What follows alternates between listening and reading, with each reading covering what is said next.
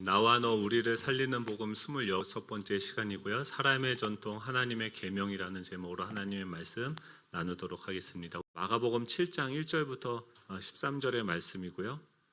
한 절씩 교독해서 읽겠습니다.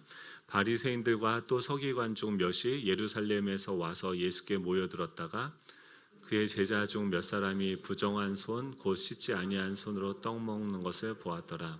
바리새인들과 모든 유대인들은 장로들의 전통을 지켜 손을 잘 씻지 않고서는 음식을 먹지 아니하며 또 시장에서 돌아와서도 물을 뿌리지 않고서는 먹지 아니하며 그 외에도 여러 가지를 지켜 오는 것이 있으니 잔과 주발과 녹그릇을 씻음이러라. 이에 바리새인들과 서기관들이 예수께 묻되 어찌하여 당신의 제자들은 장로들의 전통을 준행하지 아니하고 부정한 손으로 떡을 먹나이까? 이르시되 이사야가 너희 외식하는 자에 대하여 잘 예언하였도다. 기록하였으되 이 백성이 입술로는 나를 공경하되 마음은 내게서 멀도다. 사람의 계명으로 교훈을 삼아 가르치니 나를 헛되이 경배한도다 하였느니라. 너희가 하나님의 계명은 버리고 사람의 전통을 지키느니라. 또 이르시되 너희가 전통을 지키려고 하나님의 계명을 잘 저버리는도다. 모세는 내 부모를 공경하라 하고 또 아버지나 어머니를 모욕하는 자는 죽임을 당하리라 하였거늘 너희는 이르되 사람이 아버지에게나 어머니에게나 말하기를 내가 드려 유익하게 할 것이 고르반 곧 하나님께 드림이 되었다고 하기만 하면 그만이라 하고 자기 아버지나 어머니에게 다시 아무것도 하여 드리기를 허락하지 아니하여 너희가 전한 전통으로 하나님의 말씀을 폐하며 또 이 같은 일을 많이 행하시느니라 하시고 무리를 다시 불러 이르시되 너희는 다 내 말을 듣고 깨달으라. 무엇이든지 밖에서 사람에게로 들어가는 것은 능히 사람을 더럽게 하지 못하되 사람 안에서 나오는 것이 사람을 더럽게 하는 것이 아니니라. 무리를 떠나 집으로 들어가시니 제자들이 그 비유를 묻자온데 예수께서 이르시되 너희도 이렇게 깨달음이 없느냐? 무엇이든지 밖에서 들어가는 것이 능히 사람을 더럽게 하지 못함을 알지 못하느냐? 이는 마음으로 들어가지 아니하고 배로 들어가 뒤로 나감이라. 이러므로 모든 음식물을 깨끗하다 하시니라.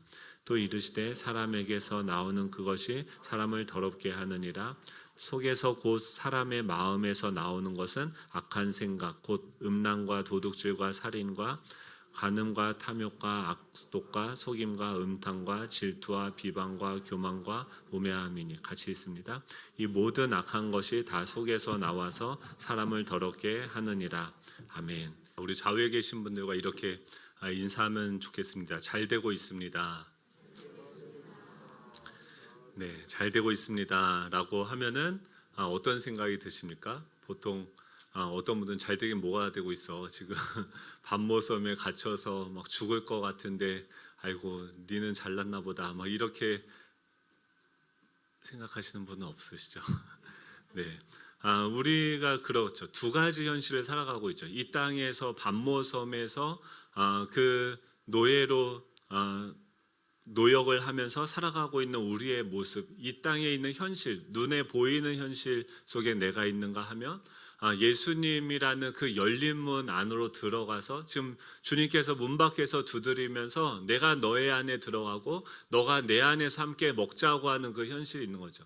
그 예수님의 열린 문으로 들어가면 어떤 상황들이 펼쳐지게 되어집니까? 보좌에 앉으신 그 주님께서 다 이루셨다라고 말씀하시고 그 예수님 안에 있는 예수님 안에 결정되어져 있는 그 시간이 시간 속에서 완성된 우리의 미래들이 그곳에 펼쳐져 있는 거죠. 그리고 그곳에서 모든 피조물들이 천사들이 또 24장로들이 또 모든 피조 생물들이 그 주님을 찬양하고 예배하는 그 예배가 우리 머리 위에서 펼쳐져 있는 것이죠. 여러분 어떤 현실 속에서 주님을 바라보고 예배하고 있습니까? 이 시간 우리 머리 위에서 엘리베이션 워십 그 보좌에 앉으신 그 주님을 찬양함으로써 그분 안에 이루어진 그 승리와 그 결과들이 우리 삶에 펼쳐지게 되어지는 은혜가 있기를 간절히 소망합니다.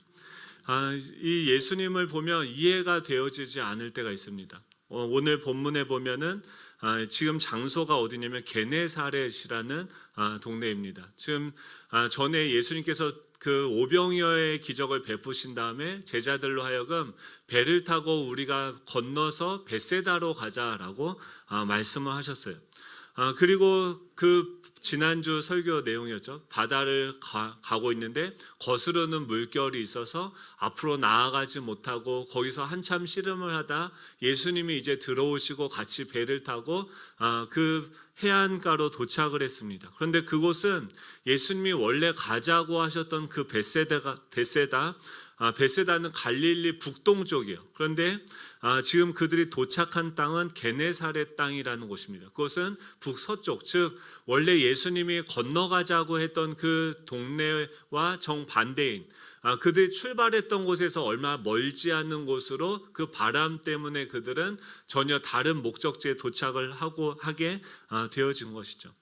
만약에 여러분들의 삶 가운데 이런 상황들이 발생한다고 한다면 지금 예수님께서 벳세다로 가자고 하셨는데 도착을 게네사렛으로 한 거예요. 그렇다고 한다면 여러분들은 어떤 생각을 하게 되실까요? 만약에 이 예배 가운데 예배 중에 하나님은 분명히 일로 가라고 했는데 왜 나는 여기 있지라는 생각을 하게 됐을 때 여러분 안에는 어떤 마음들이 듭니까? 두 가지가 있을 수 있죠. 그럴 수 있다. 예수님이 우리 주인이니까 예수님이 아시니까 그럴 수 있죠. 또 어떤 사람들은 어떻습니까? 말도 안 돼. 어떻게 예수님이 이럴 수 있어? 라고 질문하는 사람이 있죠. 우리나라 그 4명의 완벽주의자라는 책을 보면 한국인 중에 2명 중에 1명이 완벽주의자라고 이야기합니다. 그래서 그 완벽주의자들은 어떤 완벽한 그 결과가 반드시 이루어질 것이다라는 것을 그 감정으로 믿기 때문에 자신의 예측과 자신의 생각과 어긋나게 되어지는 것을 인정하지 못하게 되어지는 거죠. 지금 그 완벽주의자라고 한다면 지금 그런 질문하겠죠. 분명히 예수님께서는 벳세다로 가라고 했는데 왜 나는 게네사렛에 있는 것일까? 지금 몸은 어디 있습니까? 게네사렛이라는 그 현실 가운데 있는데 머리는 여전히 그 예수님이 말씀하셨던 과거의 그 벳세다에 머물러 있으면서 결과적으로는 어떻게 됩니까? 지금 우리 삶 가운데서 일하고 계시는 그 주님을 보지 못하게 되어지는 거죠. 제가 전에도 한번 얘기를 했었는데 제가 전에 부부 세미나를 갔습니다. 저희 아내와 제가 사이가 좋은 거는 부부 세미나를 갔다 와서죠. 네. 네, 뭐 그런 건예요. 맞아요. 가서 많이 도움이 됐어요. 근데 거기를 가서 제가 뭘 했냐면은, 그러니까 저는 이제 목회자지 않습니까? 그래서 부부 세미나를 가면서 목적이 있었어요. 부부 세미나를 어떤 방식으로 진행을 하고 그 프로그램을 통해서 어떻게 사람들이 변화되어지는가를 관찰하고 제가 나중에 목회를 할 때 이 부부 세미나를 더 좋은 어떤 부부 세미나 프로그램을 내가 기획을 하고 준비해야겠다라는 마음으로 그 세미나에 참석을 했습니다. 그래서 다른 사람들보다 더 먼저 가서 그 준비팀 또 운영팀 또 뒤에 스태프들은 어떻게 준비하게 되고 프로그램이 시작되기 얼마 전부터 준비 기도를 하고 또 진행을 할 때 스태프들은 어떻게 움직이는지 동선 또 강사들 강사 내용 이 강의 내용들 또 그 4가지 그 주제에 있어서 뭘 더하고 뭘 빼면 좋을지 그 1박 2일의 그 부부 세미나를 하는 그 내내 계속해서 정말 빼곡히 그 타임 테이블과 그 모든 준비 스텝 운영 그 내용들을 아주 빼곡하게 기록을 하고 있었어요. 그런데 어느 순간에 그 기질 테스트라는 것을 합니다. MBTI라고 하는 것을 하는데 50쌍의 부부들이 있게 되어지고 그 사람들이 이제 기질 테스트하고 그 기질별로 따로 이제 모여서 뭔가 미션을 주는 거였어요. 그런데 저만 혼자 저 구석에서 혼자 있는 거예요. 그게 뭐냐면은 그 많은 사람들 중에 다들 둘셋씩 또 많게는 뭐 10명씩 이렇게 모여서 그룹별로 토의를 하는데 그 많은 사람들 중에 저랑 기질이 똑같은 사람이 한 명도 없는 거예요.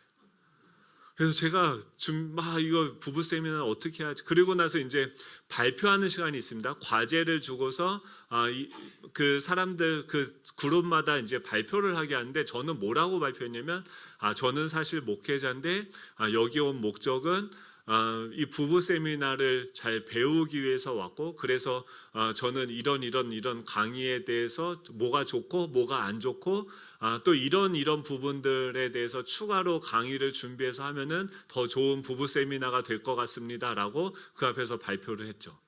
분위기가 어땠을까요?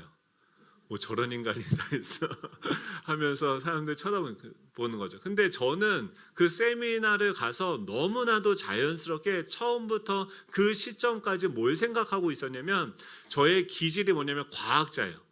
그러니까 어떤 상황들, 어떤 상황들이나 어떤 문제들이 생기냐면 거기에 대해서 원인을 파악하고 그것에 대한 대안을 찾아서 개혁을 하는 방식이 저의 기질이라고 거기서 나오는 거예요. 그렇기 때문에 그 세미나에 가서도 저의 기질에 따라서 저는 제가 원하는 것을 계속해서 보고 있었던 거죠. 그러다 보니까 뭐합니까? 그곳에서 지금 예수님이 계시고 예수님이 일하고 계시는데 그 예수님은 보이지 않았고 끝까지 처음부터 끝까지 제가 원하는 모습들만 보고 있었어요. 저만 그랬을까요? 그렇지 않습니다. 모든 사람들이 이곳에 오면요, 지금 아까도 그 완벽주의자인 사람은 뭘 생각하냐면 지금 이 말씀을 듣는 이 순간에도 과거의 어떤 시점에 예수님께서 분명히 벳세다로 가라고 하셨는데 왜 나는 지금 게네사렛에 있는가? 왜 예수님이 말씀하셔서 그대로 순종했는데 왜 거기서 더 앞으로 나아가지 못하는 일들이 발생을 했는가? 이 과거의 어떤 사건이라든지 어떤 상처라든지 예전에 내가 잘하고 있는 내 장점들, 여기 와서 또 어떻습니까? 찬양을 잘하는 분들은 오늘 김종일 목사님이 찬양을 했는데 이런 부분이 좋구나, 이런 부분은 안 좋구나. 어떤 분은 이 전체 예배 디렉터이기 때문에 저는 이제 예배를 보면은 뭐가 보이냐면 전에 있던 교회 그 담임 목사님이 온누리교회 출신이에요. 그래서 거기는 CGN TV가 있기 때문에 방송 쪽을 굉장히 중요하게 생각합니다. 그래서 아침에 교회 갈 때는 정장 작업복을 입고 오후 예배 때는 저희가 세미 캐주얼을 갈아입어요. 그리고 그 저녁 예배 때는 또 다른 그때 드레스 코드가 있어서 그 각 예배의 컨셉에 따라서 복장을 다르게 입어야 돼요. 옷도 안 사주면서 맨날 근데 그러면서 이제 거기서 배운 거를 배우는데 뭐냐면 넥타이를 멜 때 방송으로 시청을 할 때 뭘 입지 말아야 되냐면 체크무늬 옷이라든지 체크무늬 줄무늬 있는 그 넥타이를 매면은 안 된다고 배웠어요. 왜냐면은 그 체크무늬 옷을 입으면 방송에서 이 옷이 이렇게 막 흔들리게 보이는 거예요. 그래서 그거를 배웠기 때문에 저는 이제 방송 설교라든지 또 TV에 보면은 목사님들 나와서 뭐 이렇게 대담하고 하는 프로그램들이 있지 않습니까? 그럼 뭐만 보일까요? 옷만 보여요. 그래서 이분은 체크 옷을 입었구나, 잘 모르는구나. 그 말은 뭐예요? 저는 좀 안다라고 착각을 하는 거죠. 지금 그분들이 어떤 내용을 하고 그것을 통해서 주님이 나에게 무엇을 말씀하시는지를 듣는 게 아니라 우리는 우리의 기질을 통해서 듣고 또 우리의 장점이라든지 예전에 어떤 실패했던 그 경험, 그 과거에 머무르면서 현재적으로 그 여전히 귀는 어디로 가 있어요? 과거의 그 시점에 여전히 머물러서 거기서 듣고 있는 거죠. 지금 예수님은 뭘 하고 계십니까? 이 게네사렛 땅에 오셨어요. 먼저 뭘 해야 되냐면 예수님이 우리 인생의 주인이시죠. 예수님이 우리의 삶을 핸들을 붙잡고 벳세다로 가자라고 했다가 혼자 운전대를 틀어서 게네사렛으로 갔다고 한다면, 만약에 예수님이 우리 인생의 주인이라고 한다면 우리는 어떻게 하겠어요?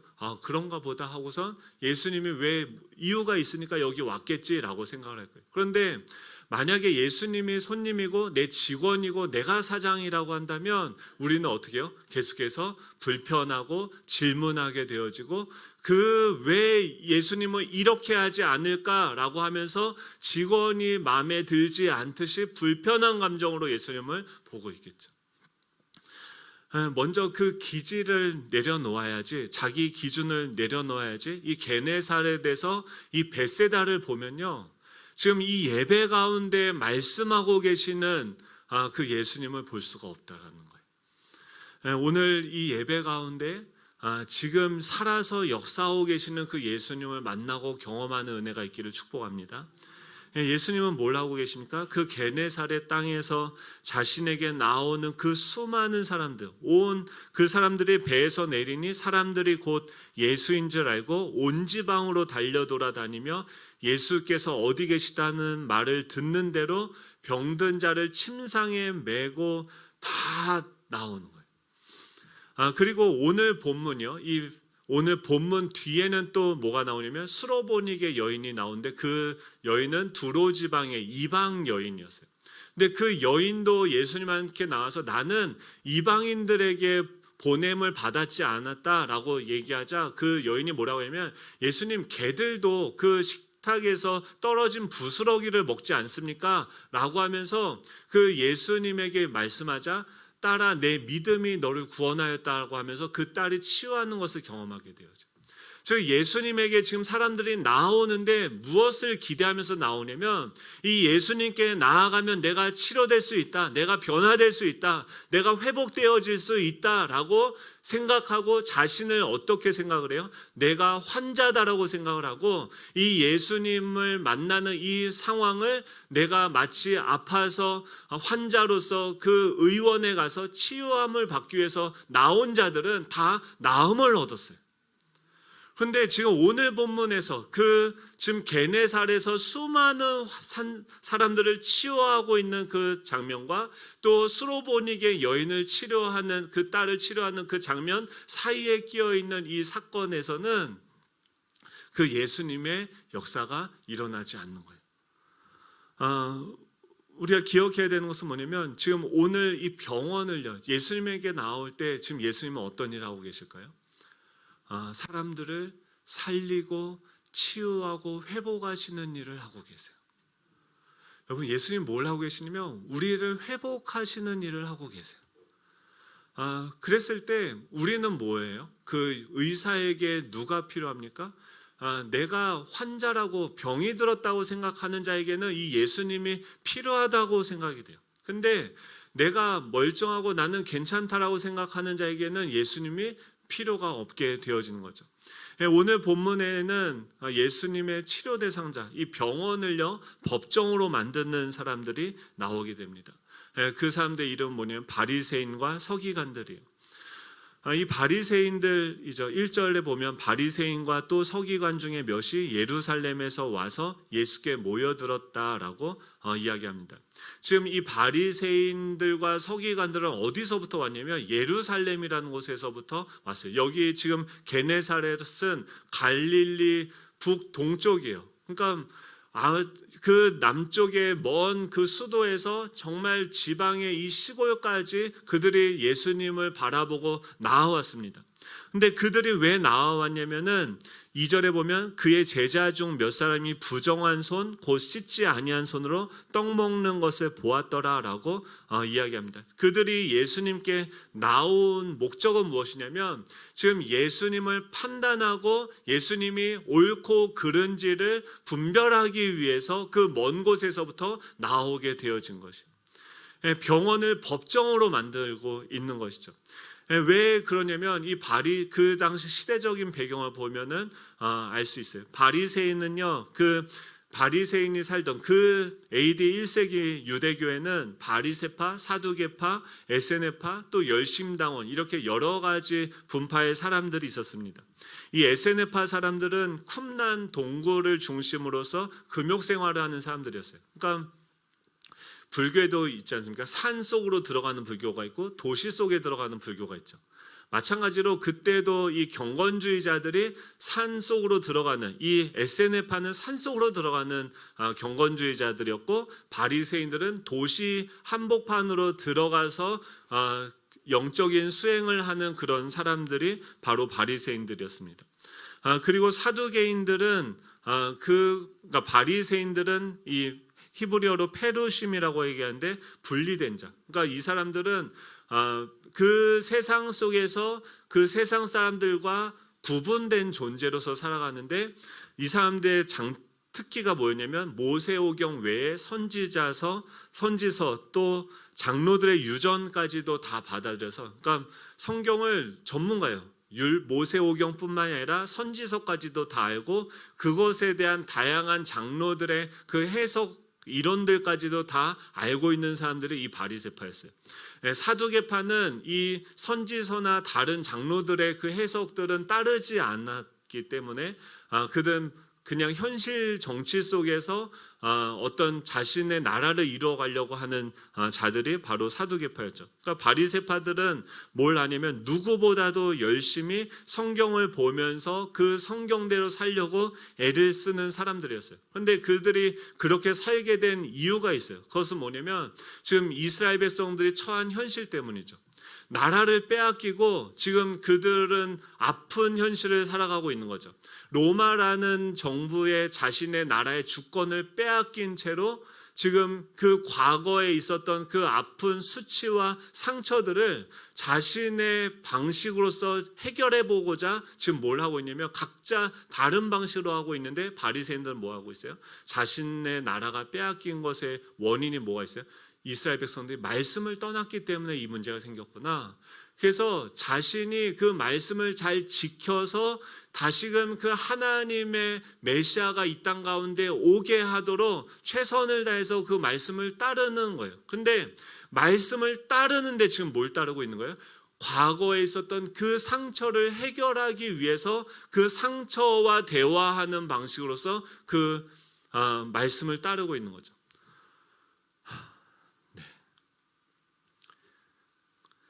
그 말은 뭐냐면 지금 모든 사람들을 보는데 그러다 보니까 쉬운 잣대가 뭐냐면 이 말씀을 기준으로 해서 자신은 그 말씀을 잘 지켰고 저 사람들 말씀을 잘 지키지 못한 거예요. 예수님과 그 제자들이 와서 사역을 하고 있는데도 그곳에 와서 지금 뭐라고 하면 2절에 그의 제자 중 몇 사람이 부정한 손 씻지 아니한 손으로 떡 먹는 것을 보았더라라고 얘기해요. 그러니까 거기 와서도 뭘 봅니까?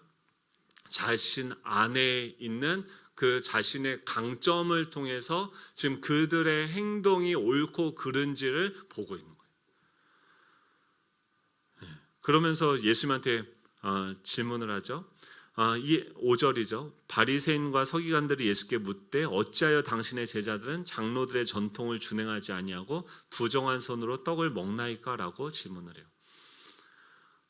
지금 여기서 여러분 식사를 할때 밖에 나갔다 들어와서 식사할 때 손을 씻어야 됩니까? 안 씻어야 됩니까? 씻어야 되죠. 안 씻으면 어떻게 됩니까?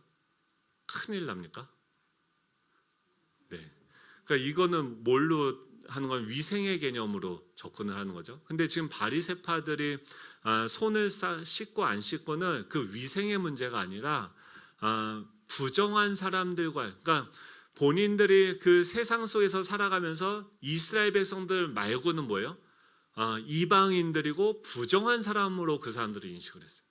그래서 그 사람들과 부지불식 간에 접촉할 그 상황들이 있었기 때문에 그들이 만진 물건을 내가 만져서 그들의 부정함이 나에게 전가되어질까 봐 그들은 들어와서 손을 씻는 거죠. 그들이 믿고 있는 핵심 신념이 무엇이냐면 나는 하나님의 택한 백성이고 나는 다른 사람들보다 더 나은 존재다라는 것을 믿고 있어요. 그래서 그 근거는 뭐냐면 나는 말씀을 잘 따르고 잘 알고 잘 지키는 사람이다라고 생각을 하는 거죠. 그래서 지금 그들은 그 핵심 신념, 자신의 그 행위, 자기가 열심히 말씀을 지키는 그 행위로 자신이 나은 사람이다라고 생각을 하면서 지금 예루살렘에서 여기까지 와서 뭘 하고 있습니까? 그 잣대로 예수님을 판단하고 재판을 하고 있는 거죠. 그렇습니다. 여러분은 어디서 살고 계세요? 예배로 지금 나오고 계시는데 법정으로 나오셨습니까? 병원으로 나오셨습니까? 이게 되게 중요해요. 그러니까 예수님한테 나아갈 때 우리는 자기가 옳다, 내가 맞다, 내가 뭔가를 잘 안다라고 생각하면서 나아가고 판단하고 거기서 재판장은 뭐예요? 재판장으로 가면은 거기서 이 법을 지켰냐 안 지켰냐, 옳고 그르냐, 계속 이걸 따지는 누가 옳고 누가 그르고 그것을 기준으로 죄가 있다 없다 판단을 하는 거죠. 근데 예수님이 이 땅에 오신 것은 뭡니까? 내가 이 땅에 온 것은 인자로 하여금 그 사람들 구원하시기 위해서 오신 거예요. 예수님이 지금 우리 가운데 하시는 일은 무엇입니까? 우리를 구원하시고 회복하시는 일을 하고 계시는 거죠. 그래서 이 법정으로 나온 그들을 어떻게 해요? 병원으로 바꾸시는 일을 하죠. 첫 번째로 우리가 변화함을 받는 예수님을 만나기 위해서는 어떻게 나아가야 됩니까? 이 가면을 벗고 솔직하게 있는 모습 그대로 나아가야 된다라고 하는 거예요. 지금 그들이 예수님한테 나올 때는 가면을 쓰고 나왔습니다. 6절에 보면 우리 같이 읽어볼까요? 6절 7절이죠. 같이 읽겠습니다. 시작. 이르시되 이사야가 너희 외식하는 자에 대하여 잘 예언하였도다. 기록하였으되 이 사람이 입술로는 나를 공경하되 마음은 내게서 멀도다. 사람의 계명으로는 교훈을 삼아 가르치니 나를 헛되이 경배하는도다 하였느니라. 지금 입술로는 뭐 하고 있냐면 하나님을 찬양하고 있고 예배하고 있는데 마음은 어디 있어요? 예수님과 멀리 있는 거예요. 왜 그러냐면 지금 그는 외식을 하고 있다라고 이야기합니다. 외식은 밖에서 밥을 사 먹는 게 아니고요. 이 원어로 보면 대답하는 자, 그러니까 미리 정해진 답을 하는 사람이다라고 하는 거예요. 즉, 그러니까 어떤 질문을 하면 그는 뭘 얘기합니까? 말씀에 이런 것들이 되어져 있다. 말씀을 얘기하는 거예요. 진리를 얘기하는 거예요. 그런데 그것과 자기가 동일시되진 않지 않습니까? 그 말씀대로 내가 다 살지는 않았지 않습니까? 그런데 그 미리 정해진 답을 하게 되어지고 그 말씀대로 사는 사람처럼 배우와 그러니까 외식하다라는 것은 뭐냐면 배우라는 뜻이 되어져요. 그래서 신실함이 없이 삶이 거짓된 연기 그 자체인 사람, 즉 이 말씀을 내가 안다고 해서 그 아는 그 말씀대로 내가 살아가고 있다라고 착각을 하는 존재가 바로 외식하는 자다라고 이야기하는 거죠. 또 그는 그래서 이 말씀을 지키는 것들을 사람들 앞에 보여줌으로써 자신은 이 말씀과 동일한 사람이다. 나는 의로운 사람이다. 나는 잘난 사람이다. 나는 건강한 사람이다. 라는 것을 계속해서 보여주는 것이죠. 또 두 번째 가면은 무엇이냐면 자기 전통이다라고 이야기를 해요. 너희가 하나님의 계명은 버리고 사람의 전통을 지킨다고 하는데 전통이 좋은 겁니까? 나쁜 겁니까?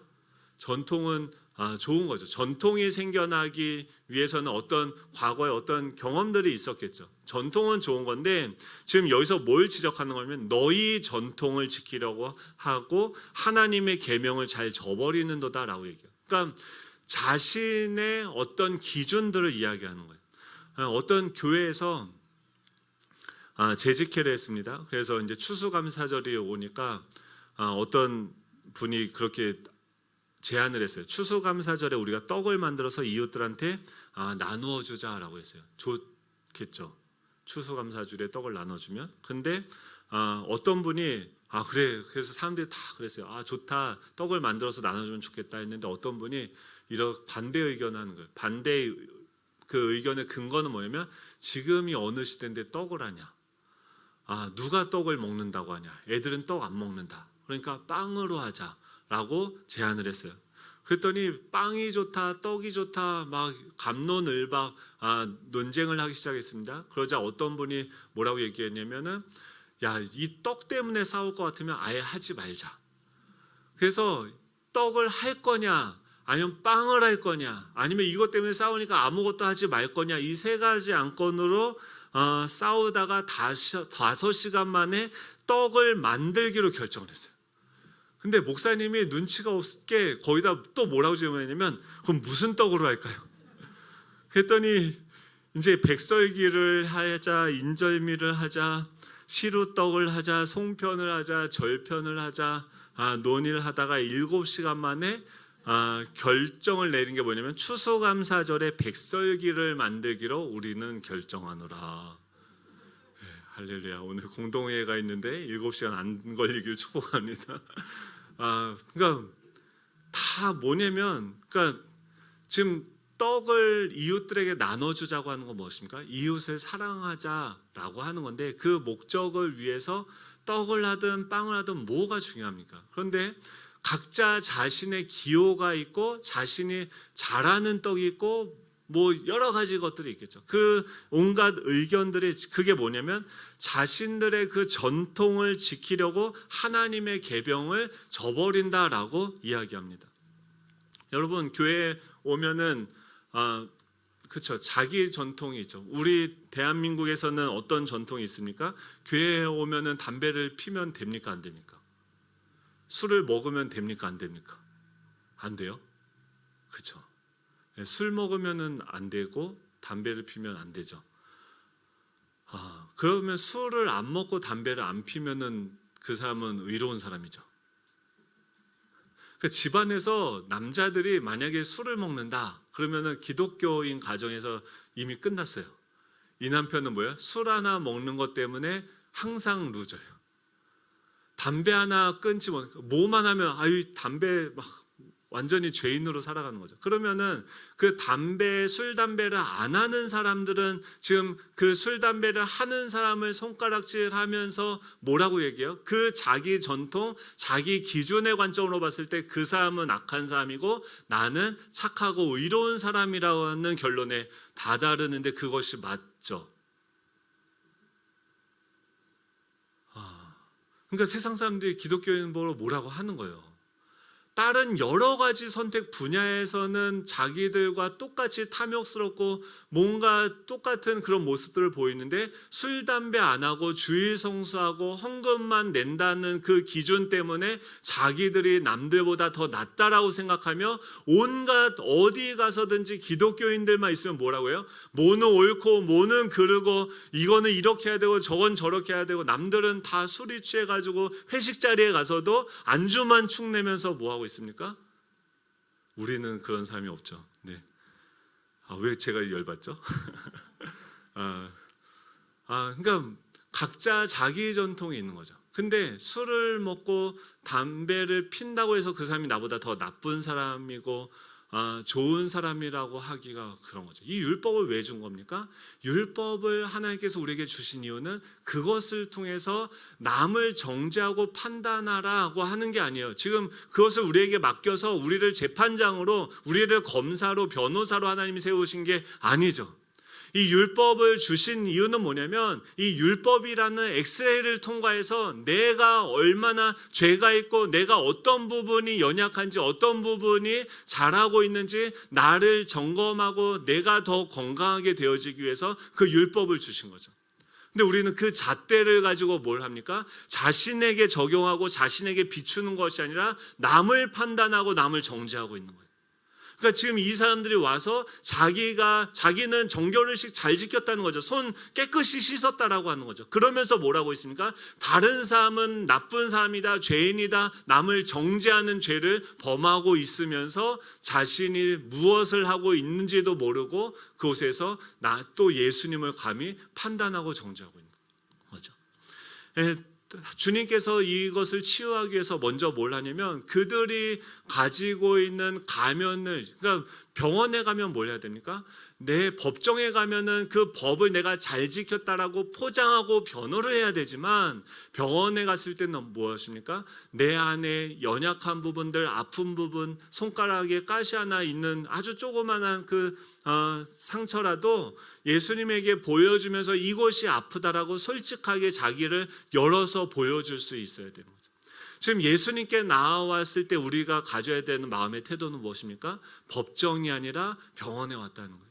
그리고 그곳에 왔을 때는 나의 가면들을 내가 포장하고 있는 내 수치를 덮기 위해서 내가 말씀을 지켰던 그 수많은 것들, 내가 잘하고 있는 것들 다 내려놓고 지금 이 말씀 앞에서 나를 비춰봐야 되는 거죠. 왜 마음이 불편하고 왜 힘듭니까? 왜 분노가 일어납니까? 예수님이 우리를 다스리고 계시다고 하면 샬롬이 우리 가운데 임하겠죠. 근데 예수님과 벗어나서, 예수님은 지금 어떤 일 하고 있어요? 그 사람들의 연약함을 보시고 그 사람들을 치유하고 계시죠. 근데 거기서 벗어나서 지금 이 바리새인과 서기관들은 마음이 불편한 거예요. 왜냐하면 예수님이 왜 나의 기준, 나의 법을 따르지 않는가 하면서 그분을 정죄하고 있기 때문에, 즉 마음이 예수님에게 멀어지면 어떻게 됩니까? 우리는 마음이 불편하게 되고 분노하게 되어지는 거죠.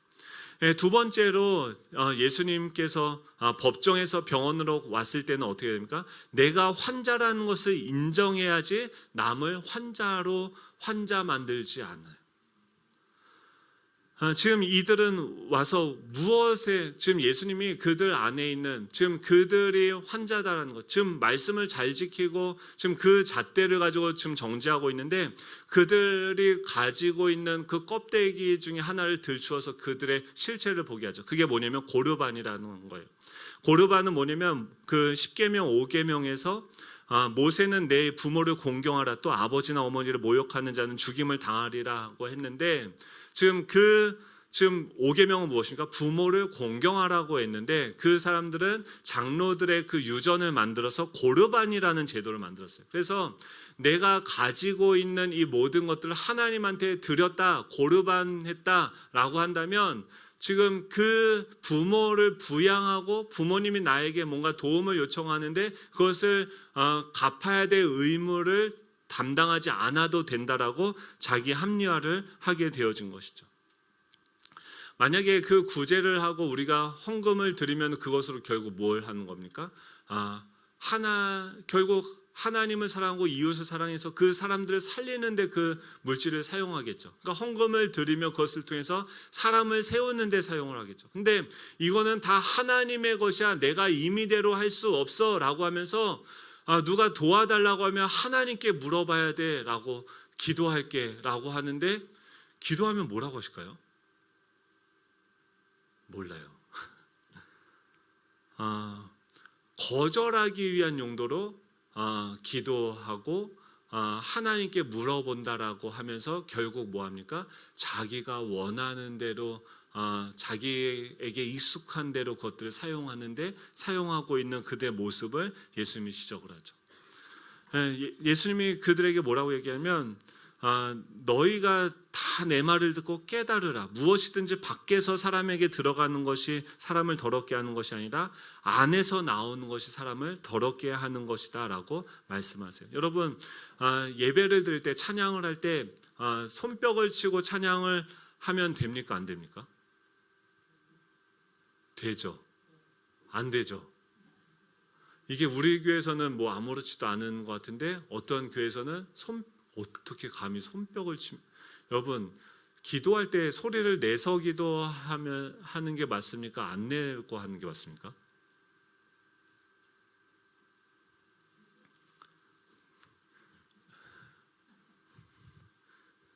그렇죠.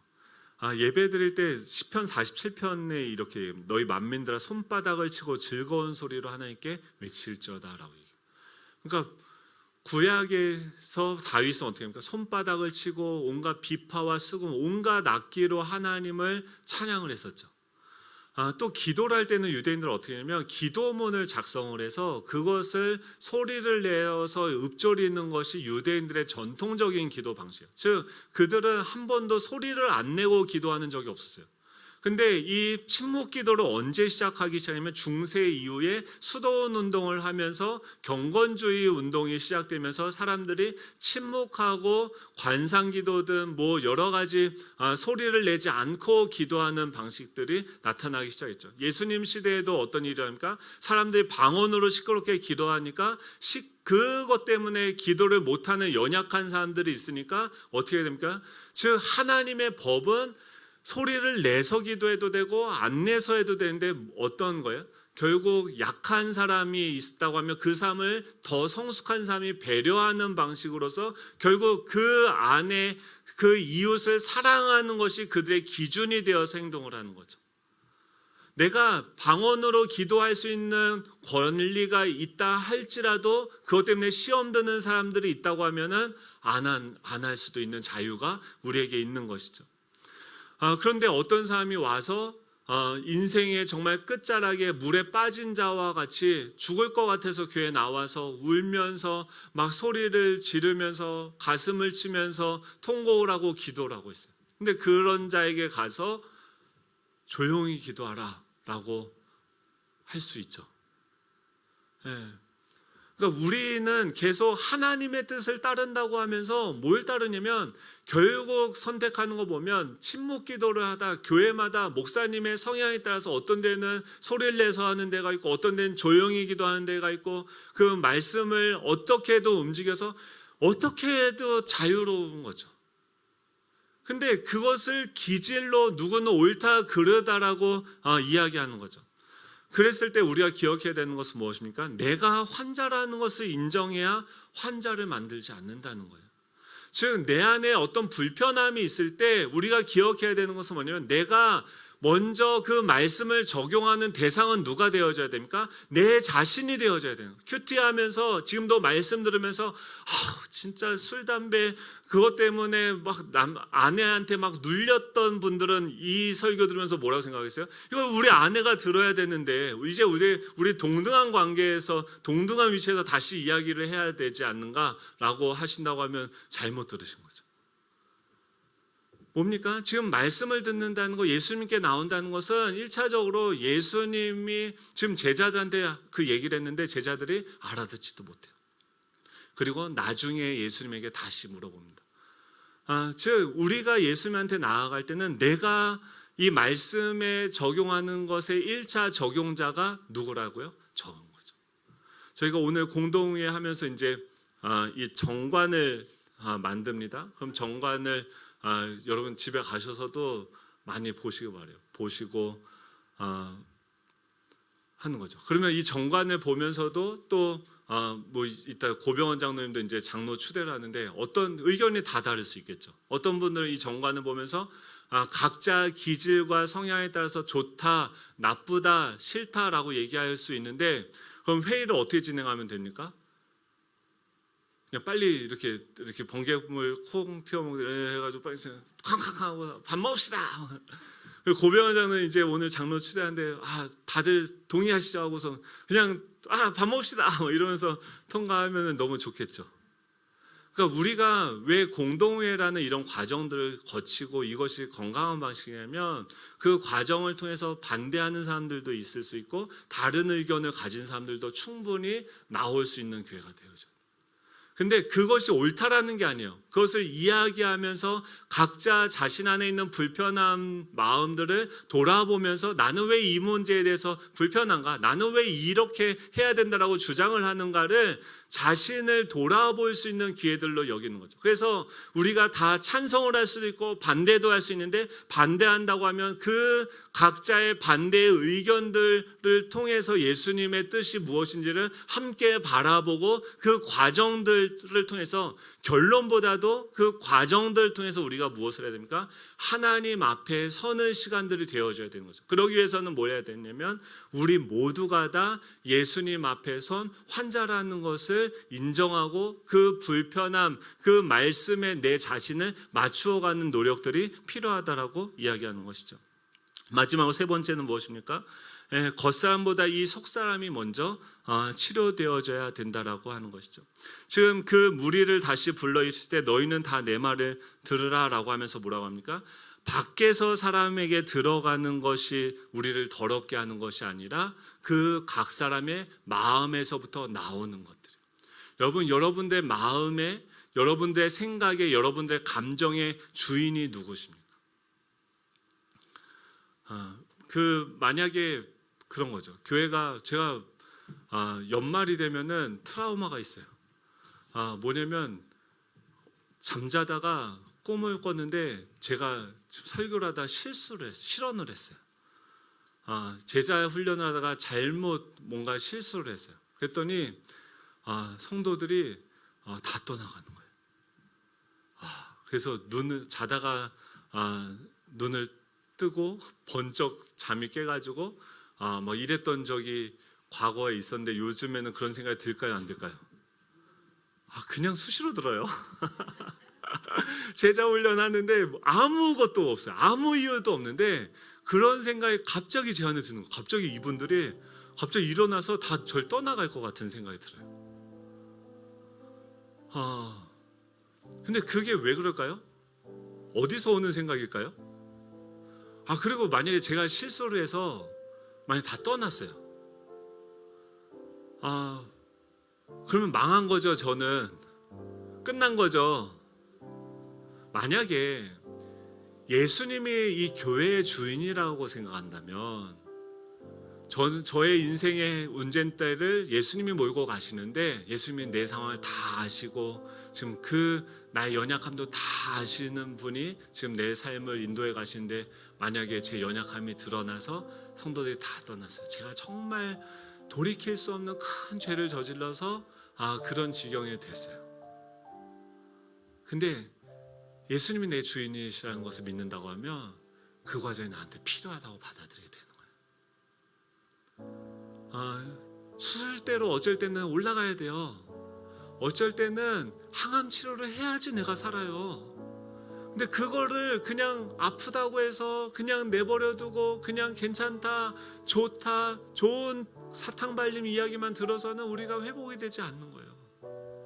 여러분, 저는 목사이기 전에 뭐냐면 환자예요. 예수님이 저에 대해서 누구보다도 잘 아시고 저를 지금 최선을 다해서 회복시켜가고 만들어가고 계시는 거예요. 우리 모두가 다 뭡니까? 환자예요. 여러분, 병원에 가서 앉았는데 옆에 있는 분이 나 배가 아파서 왔어요. 어떻게 오셨어요? 전 팔이 부러졌어요. 왜 오셨어요? 전 귀가 이상해요. 당신 왜 귀가 아픕니까? 당신 왜 손이 다쳤습니까? 막 병원에서 대기실에 앉았다가 저 사람 아픈 것 때문에 막 싸우는 거 보셨습니까? 아니죠. 빨리 낫기를 원합니다 라고 서로를 위로하고 빨리 나을 수 있도록 나는 이렇게 하니까 낫어요. 나는 이렇게 하니까 좋아졌어요. 얘기하겠죠. 여러분, 교회는 뭡니까? 병원이에요.